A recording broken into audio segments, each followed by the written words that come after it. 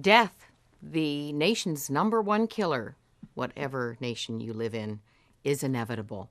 Just one of the points made by Billy Graham in his latest book, Nearing Home, Life, Faith, and Finishing Well. We're so pleased to be sitting down with probably the biggest encourager behind the book, Franklin Graham. Thank you so much again, Franklin, for the time. I'm going to just read your dad's heart here from the chapter, Don't Retire from Life. I miss the days of driving a car, but I'm grateful for those who take me where I need to go. My aches and pains remind me that I'm not as young as I would like to be, but I'm thankful that I'm still here to talk about them and that someone is kind enough to listen patiently. The mirror doesn't lie, but I can smile into it because my dim eyesight camouflages my wrinkles. Even at 92, my desire is to learn to be content.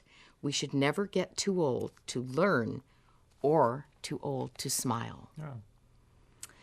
A man who says he was never taught how to grow old Right.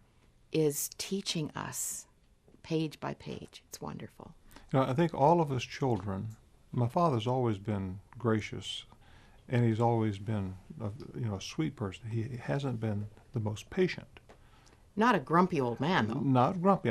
He's not patient. I mean, Okay. he's just always in a hurry. Let's get it done today. Let's don't, that kind of thing. So he's always had this energy, and so he wasn't patient. All of us children would say that as he's gotten older, he's gotten sweeter. He's already sweet to begin with. He's gotten patient. And that was something that you see people who get old sometimes, and they get usually mean. go the other way. Yeah, they get grouchy, grumpy. That's not my father. He's gone the other way. He's just more gracious, more kind, more sweet. And even when he's in the hospital and a nurse is having to put an IV in his arm and it's hurting, he smiles and tries to cheer them up.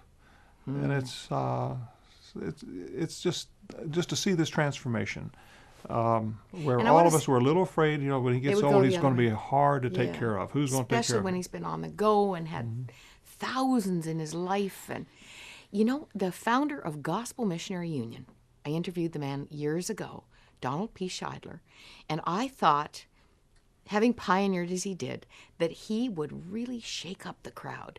And he was so gracious. And I asked him about it. This is a man in his 80s.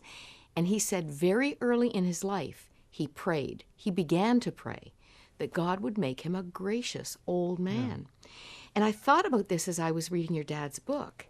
This isn't just a book for people who are in the golden years or heading into the golden years. It's a reminder for us, whatever age we are, that we need to be thinking about these realities and preparing in every way so that we will be sweet for those years. Well, when you're in pain and you're not feeling good, it's not easy. And for so many people, they are suffering. And my father has pain, and he suffers, but he's learned how to manage that and be gracious in spite of it. But he doesn't have Parkinson's, which No. I am in awe. We all thought he had Well, Parkinson's. he was misdiagnosed. It's normal pressure hydrocephalus. It's a buildup of spinal fluid on the brain. And what they've done, they put a shunt, a small tube that goes into his brain, and then that tube takes that fluid and it just takes it back into your abdomen, and the body absorbs it. So it's got a little valve that kind of meters how much fluid should be released. And now those Parkinson-like symptoms, which were caused by that buildup of fluid on the brain, disappear. So when he had his first, I remember when he had his first, he's had to have 2 of those shunts put in. The first time that he had that shunt put in, I remember I was with him in the recovery room when he came out of anesthesia, and he looked at me and he said, "Franklin," he said, "I can tell a difference right now." Oh. I mean, his head still had the bandages. He was just waking up. But it was that dramatic of a change in his life. Before that, he was having trouble controlling, just his movements of his arms, and he had that shaking like a Parkinson person would have. But when that shunt was put in, it, for the most part, disappeared. Amazing, amazing. And he says in the book, he can't get out of a chair, out of a seated position by himself. And so his encouragement is for the person watching who is the most frail, who feels you have nothing you can do. He'll be speaking to you as well. You're going to want a copy of this book. And one for your friend, Nearing Home. Here's how to get your copy.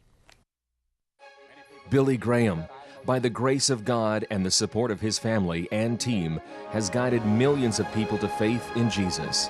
Come and receive him into your heart and say yes to him. His legacy as an evangelist is unmatched. And eternal life does not begin when you die and go to heaven. It begins here and now when you make this choice for Christ. Now in his 90s, he's reaching out with a final message of what it means to finish well in this life. Nearing Home is a moving narrative that speaks to this side of heaven about building strong foundations, facing life's transitions, making wise decisions, and understanding our glorious hope. This offers our thanks to you for your best ministry gift in support of Crossroads. To order your copy of Nearing Home, visit crossroads.ca, write to us in Canada or the United States, or simply call 1-800-265-3100.